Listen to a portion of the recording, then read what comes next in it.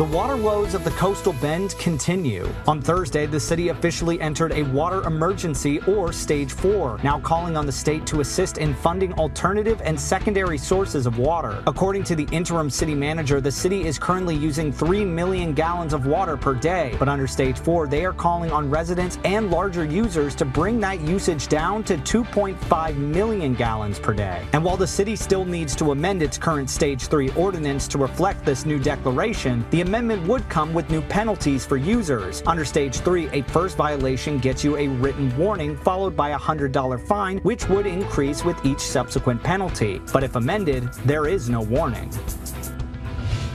The Coastal Bend Wellness Foundation's clinic in Kingsville closed on Tuesday, October 7th. The clinic sent letters to neighbors notifying them of its closure. The Sister Elizabeth Clinic opened in 2022. A lifelong Kingsville neighbor who preferred to stay anonymous says having the nearby clinic available was a blessing. But now that it's closed, access to a local medical care has been limited for them. I reached out to Claiborne County Judge Rudy Madrid. Judge Madrid says it was the foundation's decision to close. The facility is owned by the county, who provided the space to the foundation at no cost. The foundation told Chris 6 News they had received no additional financial funding from the county to cover staff costs. Coastal Bend Wellness Foundation CEO Bill Helcher says they had reallocated staff and cut anything they could to make it work, but Judge Madrid wanted to go a different direction. Judge Madrid says he plans to move forward with the clinic. Strong communities start with strong youth, and one Coastal Bend nonprofit is helping students turn potential into purpose. Esperanza de Tejas is hosting its second annual Amor y Esperanza Leadership Summit, a free event for students grades 7 through 12. Founder and CEO Brianna Davis calls it a reverse job fair, where students lead conversations with local organizations to build skills, confidence, and connections.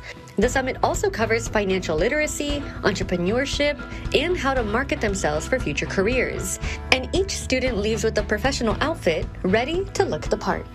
The Amor y Esperanza Leadership Summit is on Saturday, October 18th at the Boys and Girls Club at the Coastal Bend. The summit starts at 8:30 in the morning, and just go ahead and click on christv.com to find out how you can sponsor or register. In downtown, I'm your Sunrise Neighborhood News reporter Michaela Chavez, Chris 6 News. I'm Tony Jaramillo, your neighborhood news reporter on the South Side. Military folks will know the term rucking. I'm here with Ernest Delez, who started a nonprofit to encourage veterans to do therapy out in nature, and he's asking for the community support. And essentially a ruck is just a walk with a backpack and some type of weight in it. In a joint effort with the Downtown Lions Club, Ernest Delez, founder of Whiskey Juliet, will host a ruck event this Sunday for veterans' mental health awareness. Telez says he hopes this rucking event they're taking part of is just the beginning for Whiskey Juliet. He's trying to raise funds and find donors for those future events, aiming to kick off in the summer of 2026. Travel expenses, food for when they're there, equipment if special equipment's needed for like hiking or even like these kayaks and canoes, we're going to be providing them, not the veterans. So the event takes place this Sunday, October 12th at 9:30 a.m. at Cole Park. For more information, look for this story on our website, christv.com. On the South Side, I'm your neighborhood news reporter, Tony Jaramillo, Chris 6 News.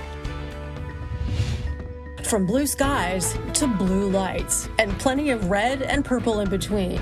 The new Harbor Bridge lit up Monday night as engineers tested more than 1,600 LEDs, turning concrete and cables into Corpus Christi's newest light show. When fully programmed, there will be 6 different types of fixtures, all LED, all remotely controlled. There may be a decision to have sort of a general monochromatic theme, and then special occasions would be something else, but all of those things are still to be determined. Allison says the goal isn't just aesthetics, it's longevity. There's certainly an efficiency component of it, sustainability, efficiency, low energy use.